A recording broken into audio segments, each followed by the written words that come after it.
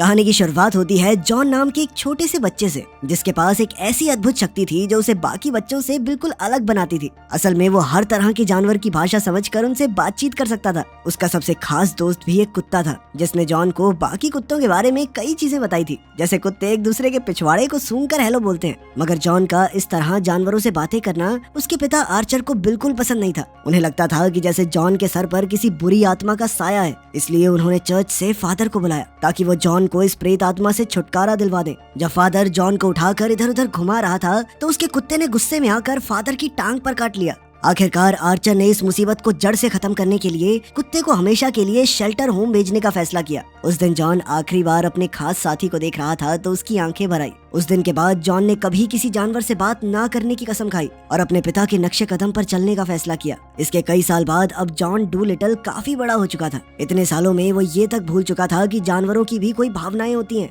क्योंकि अब उसके मन में जानवरों के लिए कोई इंसानियत नहीं बची थी। जॉन की 2 बेटियां थी और हैरानी की बात ये थी कि अब जॉन अपनी बेटियों के साथ वैसा ही बर्ताव करता था जैसा उसके पिता उसके साथ बचपन में किया करते थे, जबकि उसे खुद अपने पिता का बर्ताव पसंद नहीं था। खैर, उसकी बेटी माया को जानवरों से बहुत प्यार था। आज उसे पार्क में एक अंडा मिला तो उसने खुद अंडे की देखभाल करने का फैसला किया। फिर उसने अपने पिता से कहा कि वो समर कैंप में नहीं जाना चाहती, क्योंकि वो घर में रुककर अंडे से बच्चा बाहर आते हुए देखना चाहती थी। लेकिन जॉन चाहता था कि माया घर पे ना बैठ के अपनी उम्र के बच्चों के साथ समय बिताए, बातचीत करे, उनसे दोस्ती करे। इसलिए उसने माया से कहा कि तुम किसी भी हालत में समर कैंप मिस नहीं करोगी। खैर, नाश्ते के बाद जॉन हॉस्पिटल पहुंचा। अब वो एक जाना माना डॉक्टर बन चुका था और उसने अपने 2 और साथियों के साथ मिलकर अपना हॉस्पिटल खोल लिया था। तब मार्क ने उन्हें बताया कि उन्हें कंपनी का एक हिस्सा बेचने के लिए काफी अच्छा ऑफर मिला है, मगर जीनो थोड़ा हिचकिचा रहा था। फिर मार्क ने जॉन को बताया कि सैटरडे की सुबह उन तीनों को कंपनी से मीटिंग के लिए जाना है। वैसे तो जॉन अपने परिवार के साथ शहर से बाहर जाने वाला था, लेकिन मीटिंग जरूरी थी तो वो आने के लिए मान गया। असल में उन्होंने फैसला ये किया था कि उसकी पत्नी बच्चों को लेकर ट्रिप पर चली जाएगी और जॉन सैटरडे को मीटिंग खत्म करके उनके पास ही पहुंच जाएगा। खैर, जैसे ही वो ट्रिप के लिए निकलने वाले थे तो माया ने अपने माँ बाप को बताया कि रॉडनी यानी उसका गिनी पिग अपने पिंजरे से भाग गया है। तब जॉन ने उससे वादा किया कि वो रॉडनी को ढूंढकर अपने साथ ही ले आएगा। लेकिन रात के समय अचानक रॉडनी उसके बिस्तर में घुस आया और उसके कंबल से होता हुआ उसकी छाती पर चढ़ गया। अचानक रॉडनी को अपने ऊपर देखकर जॉन बुरी तरह चिल्लाने लगा, मगर जल्द ही उसने खुद को संभाला और फिर रॉडनी को पकड़कर वापस पिंजरे में डाल दिया। खैर, कुछ देर बाद जॉन को हॉस्पिटल से इमरजेंसी कॉल आई और उसे तुरंत हॉस्पिटल पहुंचना पड़ा। खैर, बाद में जब वो घर वापस लौट रहा था तो रास्ते में अचानक एक कुत्ता उसकी गाड़ी से टकराने वाला था, पर जॉन ने ऐन वक्त पर ब्रेक्स लगा दी। पर फिर उसने शीशे से देखा कि कुत्ता जख्मी हो गया था। फिर वो जैसे तैसे उठा और अचानक उसने जॉन को सड़क पर गाड़ी ध्यान से चलाने को कहा। जॉन को कुछ समझ नहीं आया कि ये हुआ क्या और वो चुपचाप घर लौट आया। फिर अगली सुबह वो डॉक्टर कैलवे के साथ होने वाली जरूरी मीटिंग के लिए पहुंचा। वो उस कंपनी की तरफ से आया था जो जॉन के हॉस्पिटल का एक हिस्सा खरीदना चाहती थी। डॉक्टर कैलवे ने उन्हें $4 मिलियन का ऑफर दिया, जिसे सुनकर मार्क तो बेहद खुश हो गया। मगर इससे पहले कि जॉन इस बारे में कुछ कहता, अचानक उसे आसपास से अजीबोगरीब आवाजें सुनाई देने लगी। जल्द ही उसे एहसास हुआ कि आवाजें उनके आसपास मौजूद जानवरों की हैं और उसने तुरंत मीटिंग खत्म करके कहा कि उसे एक बहुत जरूरी अपॉइंटमेंट के लिए जाना है। फिर वो सीधा अपने घर पहुंचा और सामान बांधकर कंट्री हाउस की तरफ निकल पड़ा,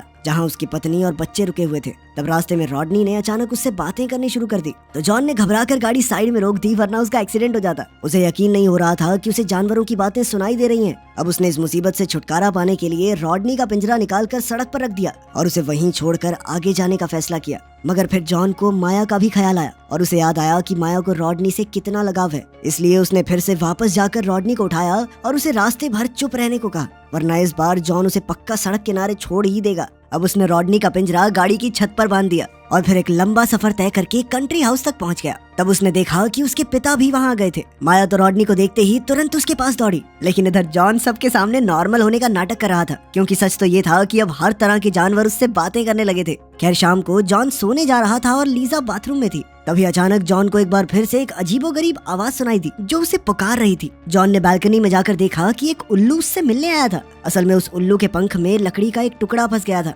और वो चाहता था कि जॉन उसे निकाल दे। उल्लू ने जॉन को बताया कि आसपास के इलाके के सभी जानवरों में वो मशहूर हो चुका है। वो सब इस बारे में बातें कर रहे हैं कि कैसे एक इंसान जानवरों से बात कर सकता है। खैर, जैसे ही जॉन ने उसके पंख से लकड़ी का टुकड़ा निकाला तो पीछे से लीजा वहाँ आ गई। जॉन जैसे तैसे उसे वापस बेडरूम में लेकर गया। और लीजा को सो जाने को कहा। फिर जॉन शांत होने के लिए किचन में पानी पीने गया, लेकिन वहाँ रॉडनी एक बार फिर से उससे बातें करने लगा। मानो इतना काफी नहीं था कि कुछ ही पलों में जंगल के कई सारे जानवर उसके घर पर अपनी अपनी तकलीफें लेकर आ पहुंचे। ये देखते ही जॉन बुरी तरह डर गया और दौड़कर अपनी गाड़ी में बैठ गया। पीछे से लीजा ने उसे रोकने की कोशिश की, पर जॉन कहने लगा कि मुझे किसी भी हालत में वापस शहर जाना होगा। फिर रास्ते में उसने अपने हॉस्पिटल में काम करने वाले एक डॉक्टर को फोन किया और कहा कि वो अपने दिमाग का टेस्ट करवाना चाहता है। फिर जैसे ही वो हॉस्पिटल पहुंचा तो उसे कूड़ेदान में 2 चूहे लड़ते हुए दिखाई दिए। खैर उसने तुरंत अपने पूरे टेस्ट करवाए और डॉक्टर सैम ने कहा कि उसका दिमाग एकदम सही हालत में है। उसने कहा कि शायद ज्यादा काम और बिल्कुल आराम न करने की वजह से उसे इस तरह जानवरों की आवाजें सुनाई दे रही हैं। आखिरकार संडे सुबह जॉन ने अपनी पत्नी को फोन किया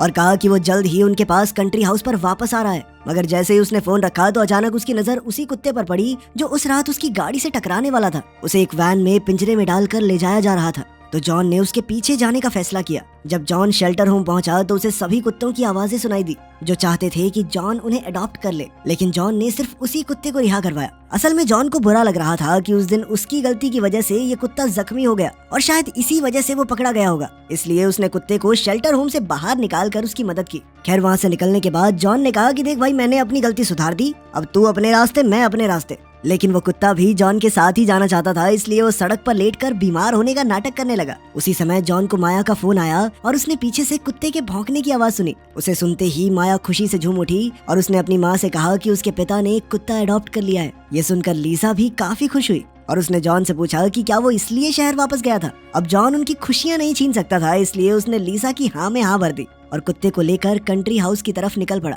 आखिरकार जब वो कंट्री हाउस पहुंचा तो उन सब ने मिलकर इस कुत्ते का नाम लक रखा। माया इस नए पेट को पाकर बहुत खुश थी, लेकिन साथ ही उसे इस बात का दुख भी था कि उसे समर कैंप के लिए यहीं रुकना होगा। खैर रात को जॉन लक के साथ घर लौट आया और लीसा और उनकी बड़ी बेटी चार्ली दूसरी गाड़ी में घर आ गए। वहीं दूसरी ओर हम देखते हैं कि उस उल्लू ने जंगल में बाकी जानवरों को भी बता दिया कि कैसे जॉन ने उसकी मदद की। तब बाकी जानवरों ने भी जॉन से मिलने का फैसला किया। उधर जॉन अपने घर पर अपनी पत्नी लीसा के साथ समय बिता रहा था कि अचानक घंटी बजी। जैसे ही उसने दरवाजा खोला तो उसके सामने 3 भेड़ खड़ी थी। उन्होंने देखा कि जॉन ने एक ही पल में दरवाजा बंद कर दिया, मगर तब तक बहुत देर हो चुकी थी क्योंकि ढेर सारे जानवर दरवाजे खिड़कियों से होते हुए उसके घर में घुस गए थे। इसी अफरा तफरी में जॉन एक बकरी को अपने घर से निकालने की कोशिश कर रहा था कि तभी उसने चार्ली को बाथरूम में जाते देखा।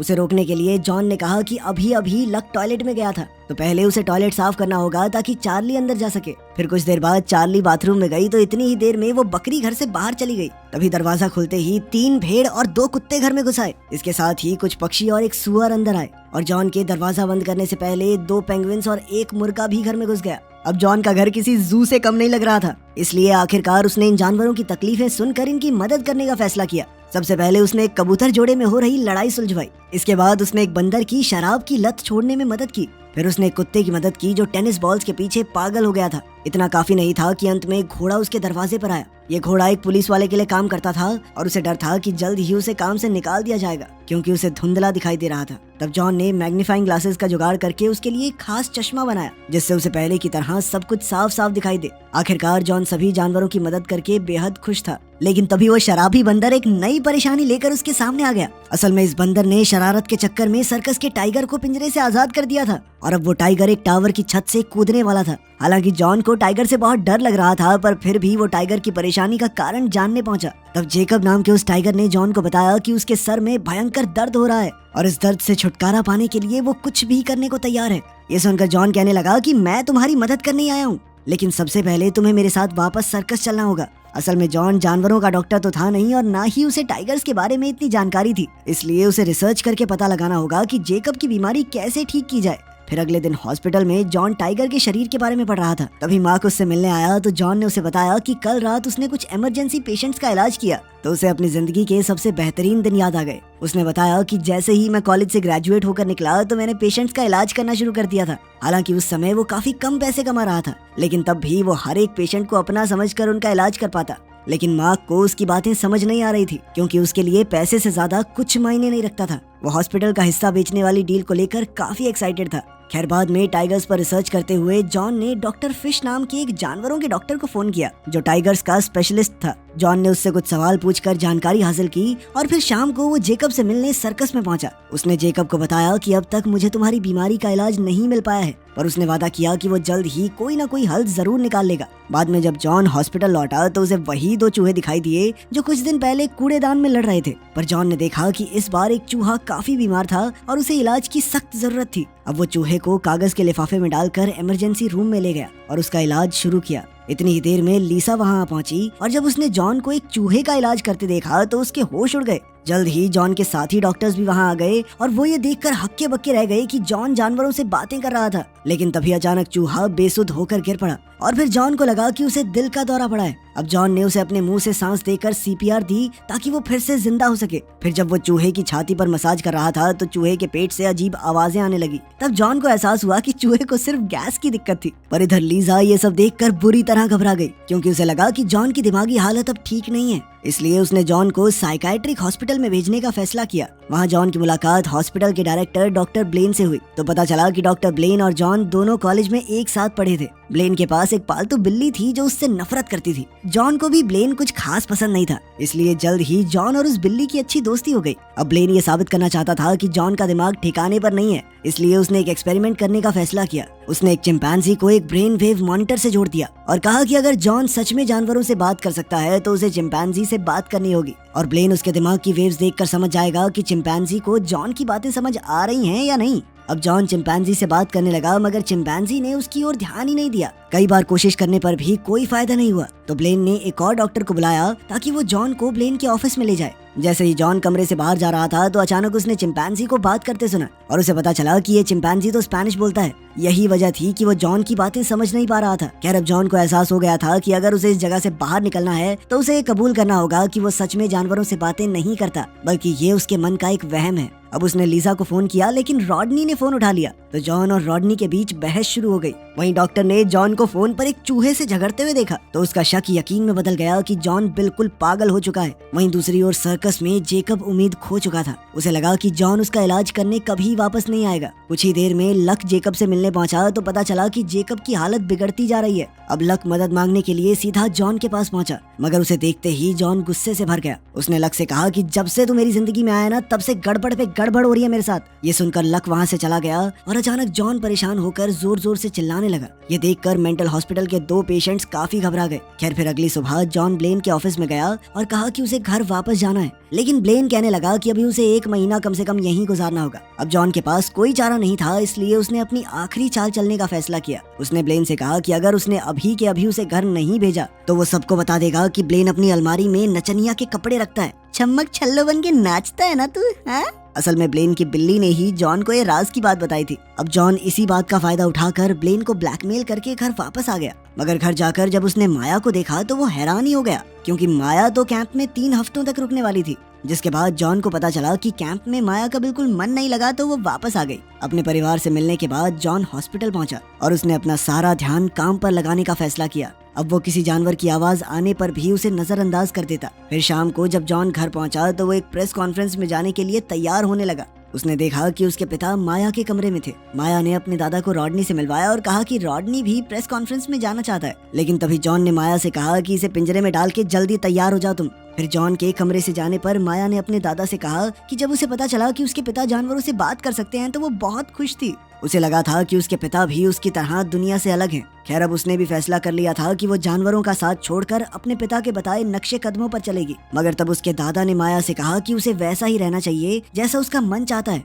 आर्चर ने कहा कि कई बार बच्चों को नहीं बल्कि माँ बाप को बदलने की जरूरत होती है। असल में अब आर्चर को इस बात पर पछतावा हो रहा था कि उसने बचपन में जॉन के खास हुनर को बढ़ावा नहीं दिया। तभी हम देखते हैं कि जॉन ने दरवाजे के पीछे छुपकर उनकी सारी बातें सुन ली थी। खैर बाद में जॉन ने अपनी पत्नी और बच्चियों को क्लिनिक पर छोड़ा और खुद लक के साथ टाइगर को छुड़ाने के मिशन पर निकल पड़ा। वो छिपते छिपाते सर्कस में घुसे, पर जल्द ही गार्ड्स ने उन्हें देख लिया, लेकिन इससे पहले ही वो जेकब को गाड़ी में बैठाकर वहाँ से फरार हो गए। उधर लीसा जॉन के अचानक चले जाने से काफी परेशान हो रही थी। इधर मार्क भी इस बात से परेशान था कि अगर जॉन कॉन्फ्रेंस के लिए नहीं आया तो कैलवे हॉस्पिटल का हिस्सा खरीदने की डील तोड़ देगा। वहीं दूसरी ओर हम देखते हैं कि जॉन जेकब को लेकर हॉस्पिटल पहुंचा और कुछ ही देर में पुलिस भी वहां आ गई। अब जॉन जेकब के साथ ऑपरेशन थिएटर में था तो लक ने पुलिस वालों को हॉस्पिटल में आने से रोकने का जिम्मा उठाया। इधर प्रेस कॉन्फ्रेंस में जीनो ने गलती से मार्क की नाक पर दरवाजा दे मारा। उन्हें डर था कि कहीं मार्क की नाक की हड्डी ना टूट गई हो, इसलिए जीनो उसका एक्सरे करवाने ले गए। लेकिन जैसे ही वो कमरे में पहुंचे तो उन्होंने जॉन को टाइगर के साथ देखा और ओटी में इतना बड़ा टाइगर देखकर उनके होश ही उड़ गए।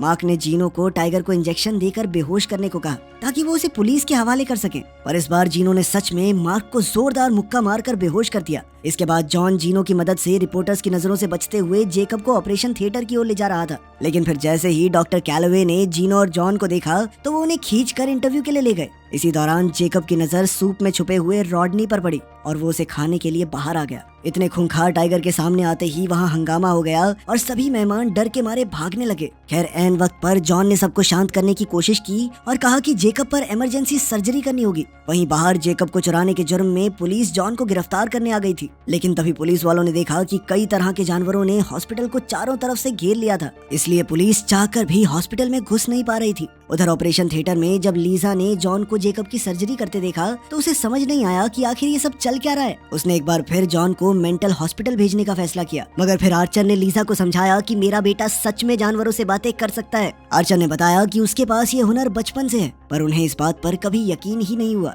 पहले उन्हें भी यही लगा था कि जॉन पागल हो चुका है, लेकिन अब आर्चर ने इसका नमूना अपनी आंखों से देख लिया था और वो ये समझ चुका था कि जॉन के पास ये खास शक्ति है। इधर जीनो सर्जरी में जॉन की मदद कर रहा था। जॉन स्ट्रैटेजी के दौरान जेकब को जगाए रखने की पूरी कोशिश कर रहा था। जब लीसा ने देखा तो उसने खुद कमरे में जाकर जेकब का हाथ थाम लिया। आखिरकार जल्द ही सर्जरी पूरी हुई और जेकब को दर्द से छुटकारा मिल गया। जॉन ने सभी मेहमानों को बताया कि जेकब की सर्जरी सफल रही। इसी दौरान मार्क को होश आ गया और वो सीधा डॉक्टर कैलवे के पास पहुंचा। फिर वो दोनों ऑपरेशन थिएटर में आए और कैलवे ने कहा कि वो डील साइन करने के लिए काफी उत्सुक है। पर तब जॉन ने खुलासा किया कि उसने हॉस्पिटल को ना बेचने का फैसला कर लिया था, लेकिन मार्क अब भी अपना हिस्सा बेचने की जिद लगाए बैठा था। पर तभी कबूतरों ने अंदर आकर मार्क और कैलवे के चेहरे पर मेकअप कर दिया और वो दोनों गुस्से में वहाँ से चले गए। इसके कुछ दिन बाद हम देखते हैं कि माया के कमरे में रखा अंडा फूट गया और उसमें से एक मगरमच्छ का बच्चा निकला। अब लक और रॉडनी के साथ साथ माया ने इसे भी पालने का फैसला किया और वो भी उनके परिवार का हिस्सा बन गया। वीडियो पसंद आई तो लाइक कर देना, चैनल को सब्सक्राइब कर लेना। मिलते हैं अगली वीडियो।